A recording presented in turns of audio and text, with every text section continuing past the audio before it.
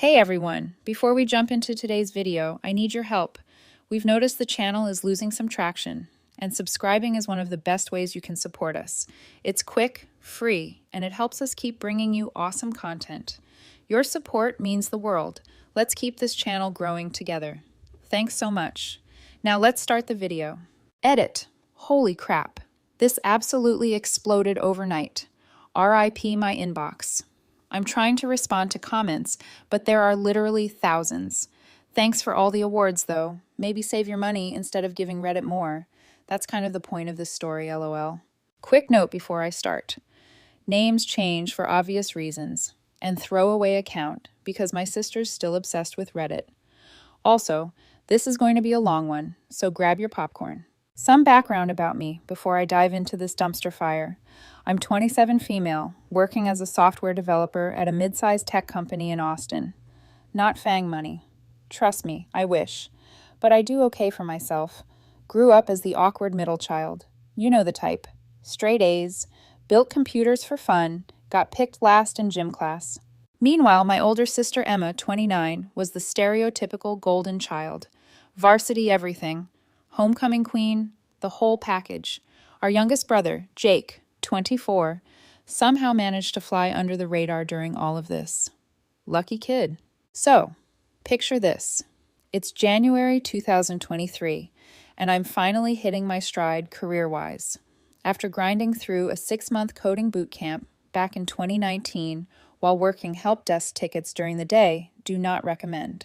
I'd worked my way up from junior dev to just landing a senior position. We're talking about a jump to around $120,000 a year, which honestly still feels surreal for a woman who was making $15 an hour at Best Buy 4 years ago. I mention the money thing because it's important context. See, I grew up watching my parents stress about bills, so I've always been super careful with money. My apartment's nothing fancy, just a 1-bedroom in a decent part of town. My car is a 2018 Honda Civic I bought used. Her name's Ada, after Ada Lovelace. Yes, I'm that kind of nerd. Most of my cash goes straight into index funds and my 401k because that's what all the finance subreddits told me to do. Emma's a different story. Remember those people from high school who peaked during senior year and never really adjusted to the real world? That's my sister. She was working as a personal trainer at one of those luxury gym chains. You know, the ones with eucalyptus towels and whatever the hell a recovery lounge is, making maybe $45,000 a year if she was lucky. Her fiancé Ryan was supposedly this up-and-coming real estate agent, always talking about his massive deals that were just around the corner. Their Instagram feed looked like something out of a lifestyle magazine, always at the newest restaurants, matching Lululemon outfits, constant weekend trips to trendy Airbnbs. They were renting this ridiculous house in one of Austin's hip neighborhoods. We're talking $4,000 a month for that modern farmhouse look that's everywhere here. But if you knew what they actually made, well, let's just say the math wasn't mathing. Then came the call. It's like 11:30 p.m. on a Tuesday. I'm in the middle of a League of Legends match. Yes, I still play. Judge away. And Emma's calling now. Emma never calls me unless she needs something. So I already knew this wasn't going to be good. She's full on crying. Can barely get the words out. Turns out they're 3 months behind on utilities. Maxed out 4 credit cards. 4. And their rent check is about to bounce. Ryan's big deals had all fallen through, and his broker was threatening to pull his license if he didn't start closing something soon. Being the certified sucker that I am, I felt bad. Like genuinely bad. Maybe it was residual guilt from all those times she stuck up for me when kids were being jerks in middle school. Maybe it was because she actually said, "I need your help," for the first time in ever. Or maybe I'm just a fool. But I offered to help just until Ryan's next deal closes. She said maybe 2 or 3 months tops. She needed $2,000 to catch up on rent and get the utility companies off their backs. That's not nothing, but I had it in savings and family's family, right? I sent the money that night. Even helped her set up a budgeting spreadsheet that she never opened and suggested some ways to cut back that she ignored completely. But hey, at least I tried to be responsible about it. Here's where I made my first mistake. I let it become a regular thing. Every month, Emma would send a Venmo request. Sometimes with a heart emoji, sometimes with a "you're the best sister ever." Once she even sent a photo of their dog with a sign saying, "Thank you, Aunt Angela." which I'll admit was pretty cute, but looking back, it was all just manipulation. I kept telling myself it was temporary, that Ryan would start closing deals again. Spoiler, he wouldn't. That Emma would finally stick to a budget. Spoiler, she didn't. That they'd get their act together and stop needing their nerdy little sister to bail them out. Biggest spoiler, nope. Instead, I watched through their social media as my money funded their perfect life. While I was meal prepping chicken and rice, they were posting stories from $200 sushi dinners. While I was putting off buying a new graphics card, Emma was showing off her new Dyson Airwrap. Took me 20 minutes of Googling to figure out what that even was. Apparently, it's a $600 hairdryer. The worst part, I actually defended them when my friends pointed out the red flags. They're just bad with money, I'd say. They need guidance. Families got to stick together. God, I can't believe how naive I was. But as time went on, she got more, let's say, comfortable with the arrangement. The requests started coming with zero context, just the money amount, and usually some BS emoji combination like stars or hearts.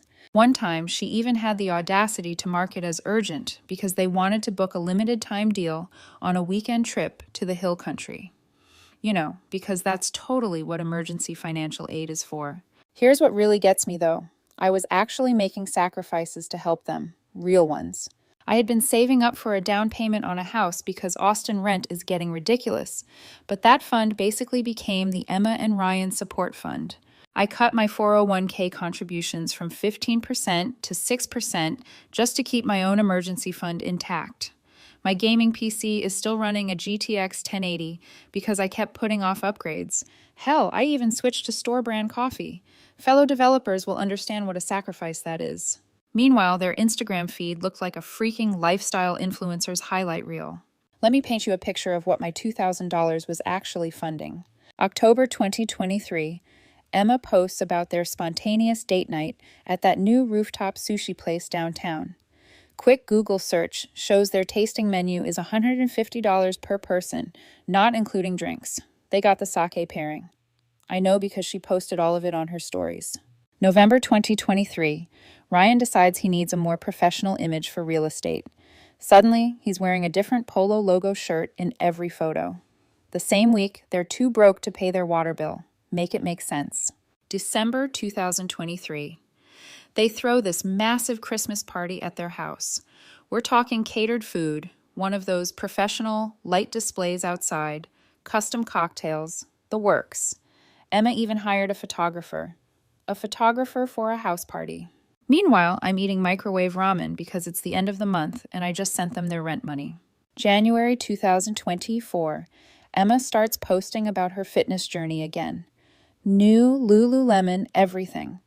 That stupid hydro rowing machine that cost more than my first car. A fridge full of those overpriced meal prep services. But God forbid they learn to budget or cook for themselves. The crazy part, I actually convinced myself this was okay. I had this whole rationalization worked out. They're just bad with money. They need guidance. Or at least they're not in debt anymore. Spoiler, they totally still were. Or my personal favorite, they'll pay me back once Ryan's real estate career takes off.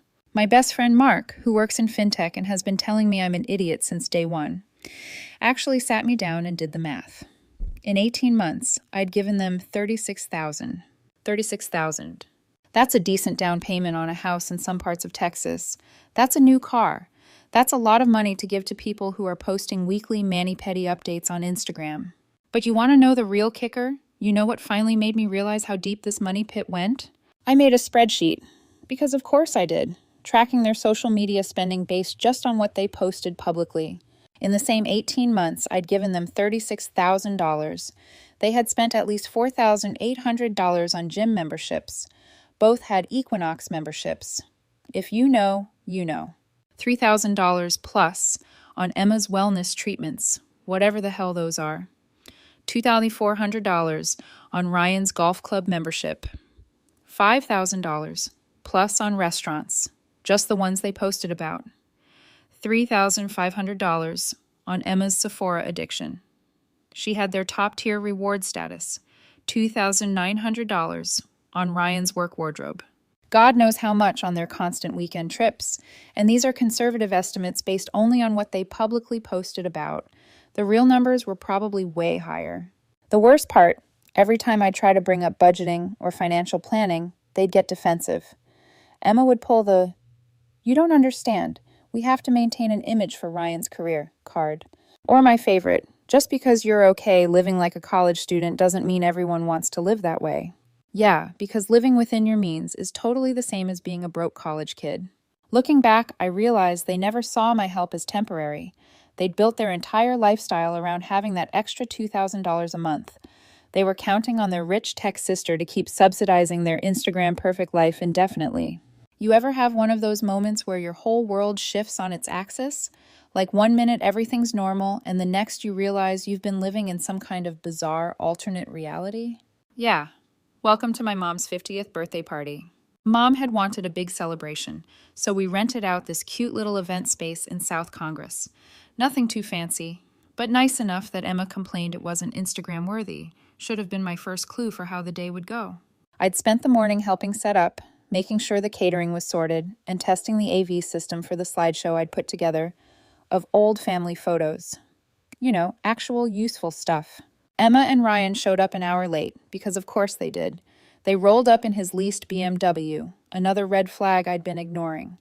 Who leases a 540i when they can barely make rent? Emma was wearing this designer dress that still had the tags tucked in. Found that out later. She was planning to return it. And Ryan was sporting his newest real estate power look, complete with Gucci loafers. I remember thinking they looked like NPCs from a game about wealthy millennials. The party was going fine at first. Mom was happy. Dad was doing his usual, "I'm manning the grill, even though we have caterers" thing. And my brother Jake was entertaining our little cousins with some TikTok dances, normal family stuff, you know. I was mostly hanging back, nursing my beer, and trying to avoid Ryan's attempts to rope me into his latest investment opportunity. Spoiler, it was crypto. That's when I noticed my Aunt Linda giving me these weird looks across the room. Linda's always been the straight shooter in the family. She's that aunt who will tell you if your outfit looks bad or if your boyfriend's a loser. No filter, just facts. After dinner, I was helping clean up some plates in the kitchen because apparently I'm the only one who was raised to help at parties. When Linda cornered me, she had this look on her face like she was about to tell me someone died.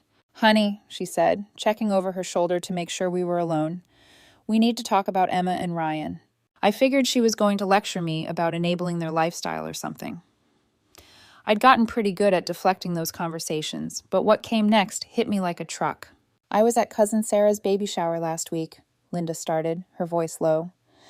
"Emma and Ryan were there getting pretty loose on the mimosas. They were talking about you, making jokes." My stomach did this weird flip thing. What kind of jokes? Linda looked physically pained. "They were calling you the rich tech nerd who was too busy with her computers to have a real life. Said you were..." She paused, clearly debating whether to continue. "They said you were such a loser that you had to buy their friendship with the monthly payments." I felt like I'd been punched in the gut, but Linda wasn't done. Emma was laughing about how I'm so bad with money because I waste it all on them instead of getting a life. And she told everyone the money was just tech guilt payments because I make too much for doing nothing all day. The beer in my hand suddenly felt very heavy. Through the kitchen door, I could hear Emma's distinctive laugh. She was probably showing someone her latest Instagram photos. My ears were ringing. "That's not all," Linda continued, her hand on my arm. "Ryan was bragging about how they've got you wrapped around their finger. Said, as long as Emma plays the helpless little sister card, you'll keep paying their bills indefinitely." I must have gone pale because Linda pushed a chair toward me. I sat down hard, my mind racing through every interaction over the past 18 months. Every thank you text, every grateful hug, every "you're the best sister ever" message. It had all been an act. "Why are you telling me this?" I managed to ask. Linda's face softened. "Because you're a good kid who works hard for your money, and because I watched them take thousands of selfies tonight in front of the decorations you paid for, making fun of how you tried too hard to make Mom happy." Right then, Emma burst into the kitchen, already talking a mile a minute about how Ryan needed my help setting up his new crypto wallet. She stopped short when she saw my face. "Everything okay?" she asked, her voice dripping with that fake concern I now realized I'd been hearing for months. I looked at her, really looked at her. My sister was wearing a dress that cost more than my monthly student loan payment, holding the latest iPhone I'd convinced myself she needed for work, planning a wedding I was expected to help pay for, all while laughing at what a sucker I was. Yeah, I said, my voice steady. Everything's fine. But it wasn't fine, not even close. As I watched Emma bounce back to the party, already posting another story about her amazing family celebration, something inside me shifted. The quiet tech nerd who always helped everyone, she was done being the family ATM. I spent the rest of the party watching them through new eyes. Every laugh felt hollow. Every hug felt fake. Every time Ryan mentioned his upcoming deals or Emma talked about their investment strategy, I felt physically ill. When they left that night early because they had brunch plans the next day, Emma gave me her usual "love you, sis," and Ryan did his fake punch on the arm thing. I smiled and waved goodbye. They had no idea what was coming. Here's the thing about being the tech nerd of the family. We're really good at documentation and planning and being methodical when we need to be. Emma and Ryan thought I was just some pushover who typed on keyboards all day. They were about to learn exactly what a motivated developer can do with a spreadsheet and too much cold brew coffee. The morning after Mom's party, I woke up early and did what I do best. I made a project plan. Remember that spreadsheet I mentioned earlier? Time to turn it into a weapon. I spent the entire Sunday going through 18 months of receipts, bank statements, and Venmo histories. Every single payment, every request, every emergency transfer, all of it meticulously cataloged. But the real goldmine? Social media. See, Emma and Ryan weren't just bad with money. They were compulsively public about it. They tagged every restaurant, every store, every luxury experience. They'd even enabled location sharing on most posts so I could literally map out their spending sprees. Remember that fancy sushi dinner they had when they were too broke to pay their electric bill? Tagged with "date night, luxury life, no regrets." The Gucci loafers Ryan bought, instead of paying their car insurance, posted with "got to invest in yourself 100%. I created a timeline matching their social posts against their desperate requests for money. It was actually kind of impressive how blatant it was. They'd post about booking a spa weekend. Then 3 days later, Emma would text me about a surprise medical bill. They'd show off their new restoration hardware furniture. Then Ryan would call about being short on rent. The audacity was almost admirable. Then I did something that probably sounds petty, but turned out to be crucial. I started screen recording their Instagram stories. You know how those disappear after 24 hours? Well, not if you save them. Every humble brag, every blessed caption, every screenshot of their DoorDash orders. I kept all of it. I even made a folder of screenshots showing timestamps of when they'd post about buying luxury stuff, literally hours after I'd sent them money. But here's where my inner nerd really came in handy. I built a simple program to track their posting patterns. Turns out they had a system. They'd usually ask for money on Thursdays or Fridays, right before their weekend plans. They'd wait until the money cleared. Then suddenly there'd be a burst of posts about their spontaneous adventures. Like clockwork, every single time. While I was doing all this detective work, they were still living their best fake life, completely oblivious. Emma sent her usual Venmo request that Monday, $2,000 with a rent due caption. I didn't respond. Tuesday morning, another request. Hey, sis, did you see my Venmo? Kind of urgent. I left it on red. By Wednesday afternoon, Emma was calling. I let it go to voicemail. She left 3 messages, each one increasingly panicked. The last one was just, "Angela, what the hell? We need that money." Thursday morning, I got the text I'd been waiting for. "Are you mad at me or something? Ryan says we can probably get an extension on rent, but we really need your help. Call me." That's when I made my first move. I sent back a single screenshot. Their post from Sunday showing their $500 recovery brunch at some bougie downtown restaurant. Timestamped just hours after they'd left Mom's party. No caption, no comment. Just the receipt they'd proudly shared with their foodie friends. Emma called immediately. I actually smiled when I saw her name pop up on my phone. Time to put those improv classes I took in college to good use. "Hey, Em. Sorry, I've been busy," I said, making sure to sound distracted. "What's up?" "What's with the screenshot?" she demanded. "Are you like stalking my Instagram or something?" "Oh, that. Just noticed you guys had a nice brunch right after asking me to cover rent again. Must have been good. $500 is a lot for eggs." The silence on the other end was beautiful. I could practically hear her trying to come up with an explanation. That was different," she finally stammered. "Ryan had some clients he needed to impress. It's business expenses." "Right," I said, keeping my voice neutral. Just like the Gucci loafers were a business expense and the spa weekend was for networking. Another long pause. "Who's been talking to you? Her voice had that edge it gets when she's losing control of a situation. Does it matter? Look, I'm having some cash flow issues right now. Might need to pause the payments for a while. Cash flow issues? She actually scoffed. You make like $1 billion writing computer stuff. And there it was, the entitled attitude Linda had warned me about. The mask was already slipping. Actually, I make $120,000 before taxes, and I've been sending you $24,000 a year. Want to do that math real quick? This isn't funny, Angela. We're counting on that money. We have bills to pay. Weird how you need my money so badly when you just dropped $900 on a Dyson Airwrap. Or was that for clients, too? Click. She hung up on me. Within an hour, my phone was blowing up. Ryan sent a paragraph about how I was tearing the family apart. Emma switched to guilt trip mode with a photo of their past due utility bill conveniently cropped to hide the date. Even my mom texted asking if everything was okay because Emma was very upset. But I stayed quiet, posted nothing, said nothing, just watched as they started to realize their gravy train had hit the brakes. The best revenge plan is like good code. You set it up right, then let it run itself. And boy, was it about to run. That's when Emma deployed her nuclear option. She called our mom, crying. Now, you need to understand something about our mom. She's the sweetest person alive, but she's also been enabling Emma's behavior since we were kids. If Emma was upset, it was always someone else's fault. When she maxed out her first credit card at 19, Dad was too strict with money. When she dropped out of college, her professors were against her creative spirit. Now, her terrible money habits were apparently my fault for suddenly abandoning her. Mom called me at work, which she never does. I could hear the tension in her voice immediately. Angela, your sister is hysterical. She says you're refusing to help with their bills anymore. They might lose their house. First of all, it wasn't their house. It was a rental they could never afford. Second, the only thing they were at risk of losing was their luxury lifestyle. But try explaining that to a mother who's listening to her daughter sob about being homeless. Mom, I said, trying to keep my voice level, did Emma happen to mention that I've been giving them $2,000 every month for the past year and a half? Silence. Then she said, she told me you were helping with rent sometimes.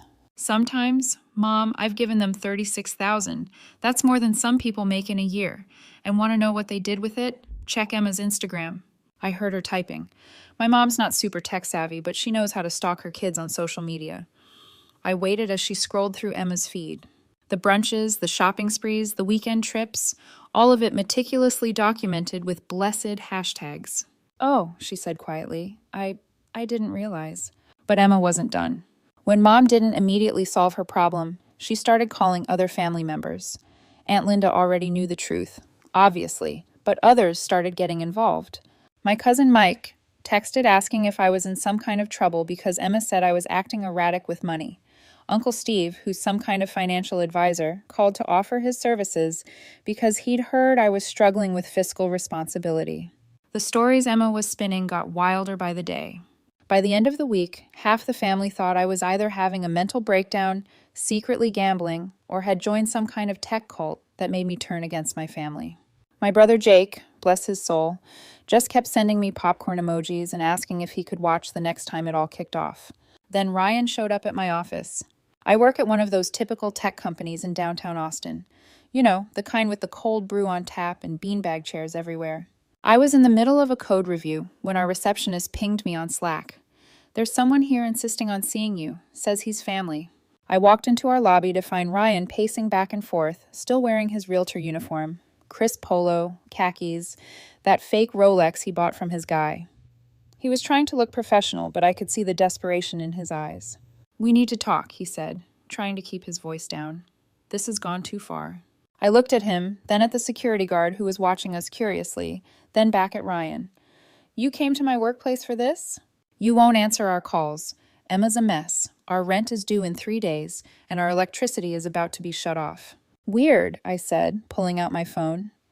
I opened Instagram and showed him Emma's post from that morning. A mirror selfie showing off her new Lululemon haul with the caption, "Treat Yourself Tuesday." His face went red. That's not what it looks like. She's trying to maintain her image for her fitness clients. Right. And I guess the $300 sushi dinner you posted about last night was for networking. He actually took a step back. Have you been stalking our social media? Stalking? Ryan, you tag the restaurants. You geotag your locations. You literally post the receipts trying to flex on people. I'm not stalking you, I'm just paying attention. That's when he switched tactics. His voice got low, almost threatening. Look, you don't want to make an enemy out of me. I know people, important people. I couldn't help it. I laughed, like actually laughed out loud. Important people? Ryan, I checked your real estate license records. You haven't closed a deal in 8 months. The only important people you know are the bartenders at that overpriced whiskey bar you can't afford. Security was definitely watching us now. Ryan noticed too, because he tried to backpedal.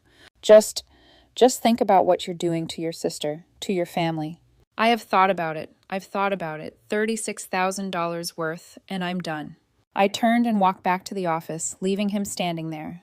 As the door closed behind me, I heard him call out, "This isn't over." But it was. He just didn't know it yet.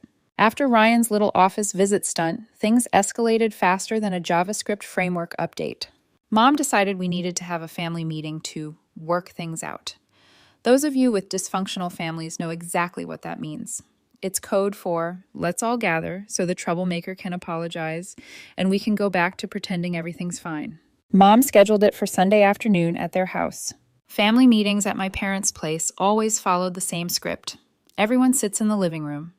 Mom makes her special occasion coffee. Just regular coffee with cinnamon, but don't tell her I said that. And Dad pretends to mediate while actually just wanting to get back to his garage projects.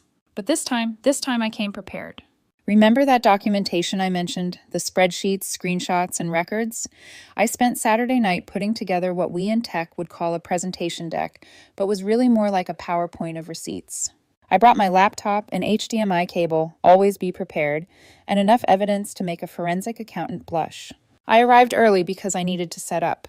Mom looked nervous when she saw me plugging my laptop into their TV, but she just kept stress cleaning the already spotless coffee table. Dad was in his usual armchair, trying to look interested in his phone, but actually playing Candy Crush. My brother Jake showed up next, took one look at my setup, and whispered, "This is going to be good," before claiming the best seat in the house. Emma and Ryan arrived late. Shocking, I know, in his BMW. Emma had clearly been crying. Her makeup was perfect, so these were definitely strategic tears. Ryan was wearing what I'd started thinking of as his serious business outfit, polo, khakis, and that embarrassing fake Rolex. They stopped short when they saw the TV screen showing my desktop background. Yes, it's still the default Windows 1. Don't judge me. What's all this? Emma demanded, already sounding defensive. Just a little presentation, I said, opening my files. Since we're here to talk about money, I figured some visuals might help. Mom tried to intervene. Angela, I thought we were just going to talk. Oh, we're going to talk, I said, clicking to the first slide. Let's start with a timeline. The TV displayed a neat chart showing every payment I'd made to them over 18 months, aligned with their social media posts from the same periods. Emma's face went pale. Ryan started tugging at his collar. In the past year and a half, I began, using my best explaining code to non-technical manager's voice. I've given you $36,000. That's after taxes, by the way. Let's look at how that money was spent. Click, next slide. A compilation of their Instagram stories, showing expensive dinners, shopping sprees, and self-care purchases, each dated within days of my payments. Here's you guys at that new sushi place downtown, I narrated, pointing to a photo. This was 3 days after you told me you couldn't pay your electric bill. Nice steak pairing, by the way. That was a business dinner, Ryan sputtered. For clients. Click. Here's the receipt you posted, tagged as date night with about 12 heart emojis. Weird way to label a business dinner. Emma tried to jump in. You're making us look bad on purpose. Those posts aren't telling the whole story. Click. A spreadsheet appeared, meticulous and color-coded. You're right, they're not. So I made this. Every payment you asked for, every excuse you gave, and what you actually spent the money on. I pointed at the red highlights. These are the times you claimed it was for utilities or rent, but then posted about buying luxury items instead. This is ridiculous. Ryan stood up, his face red. You're obsessed. You've been stalking our social media like some kind of... Stalking? I interrupted, clicking to the next slide. You mean like how you check in everywhere on Instagram? Or how you tag every store you shop at? Or maybe how you literally post your receipts trying to flex on people? That kind of stalking? The room was dead silent. Jake was grinning like it was Christmas morning. Mom had her hand over her mouth. Dad had actually put down his phone. But here's the best part, I continued, clicking to a new slide. While you were spending my money on luxury goods, you were also making fun of me behind my back, calling me the rich tech nerd who had no life, making jokes about how I was buying your friendship. Remember those conversations, Emma? The ones at Cousin Sarah's baby shower? Emma's face went from pale to red. Aunt Linda, she whispered. She told you. Yeah, she did. Because unlike some people, she actually cares about family beyond what they can buy for her. Ryan tried to salvage the situation. Look, we made some jokes, okay? We were stressed about money. Stressed about money? Click. The final slide. A montage of their luxury purchases over the past month after they claimed they were broke. Is that why Emma bought a new Dyson Airwrap last week? Or why you bought those Gucci loafers? Or why you're still paying for an Equinox membership? Mom finally found her voice. Emma, is this true? All of it? Emma burst into tears. Real ones this time. You don't understand. We had to maintain a certain image. Ryan's real estate career hasn't had a sale in 8 months. I finished for her. Yeah, I checked the public records. Want me to show those too? Ryan stood up so fast he knocked over his coffee. This is bull. You're trying to make us look like criminals. No, I said calmly. I'm showing everyone exactly who you are. You took advantage of my help, mocked me behind my back, and then had the audacity to act like victims when I stopped funding your fake lifestyle. That's when Dad finally spoke up, in his quiet mechanic's voice that we all knew meant serious business. Ryan, sit down. Emma, stop crying. Angela, show us everything. For the next hour, I walked them through it all. The payment history, the spending patterns, the social media posts, the lies. By the end, Mom was crying. Dad looked like he aged 10 years, and Jake was slow clapping in the corner like it was the best show he'd ever seen. Emma and Ryan tried to leave halfway through, but Dad made them stay. You wanted a family meeting, he said. We're having one. When I finally closed my laptop, the room was silent except for Emma's sniffling. Then Mom looked at them and said something I never thought I'd hear. I'm so disappointed in both of you. That's when I knew everything had changed. It's been 3 months since the family meeting that nuked my sister's fake Instagram lifestyle. And holy hell have things changed. Grab some popcorn because this aftermath is better than any season finale I've ever watched. Remember how Emma and Ryan were always posting about their luxury lifestyle? Well, their social media went dark immediately after the meeting, like completely silent. The constant stream of brunches, shopping hauls, and inspirational quotes just stopped. Emma's last post was literally mid-story about some overpriced juice cleanse, the internet equivalent of a ghost town. But the real changes started happening about a week after the meeting. First, Ryan's BMW mysteriously disappeared from their driveway. Turns out when you lease a luxury car and miss 3 payments, the repo guys don't care about your personal brand. He's driving a 2010 Honda Civic now. Welcome to my world, buddy. Their fancy rental house was next. Remember that $4,000 a month modern farmhouse monstrosity? Yeah, they got evicted. Not because I stopped paying. They'd actually been pocketing my rent money for months while missing payments, but because their landlord finally got tired of their excuses. The look on Ryan's face when he had to move their restoration hardware furniture into a storage unit? Chef's kiss. Speaking of Ryan's real estate career, remember how I mentioned he hadn't closed a deal in 8 months? Well, someone, not saying it was me, left a detailed review of his business practices on his broker's Facebook page. Suddenly, all those big deals he was always bragging about evaporated. His broker pulled his license last month, citing ethical concerns. Now he's working at his uncle's car dealership in Round Rock. No more luxury real estate expert bio on LinkedIn. Emma tried to maintain her personal trainer/lifestyle influencer thing for about 2 weeks after moving back in with our parents. She'd post these weird, vague motivational quotes about weathering storms and staying authentic. But it's kind of hard to sell a luxury fitness lifestyle when you're filming workout videos in your childhood bedroom. Her Equinox membership got canceled. Shocking, I know.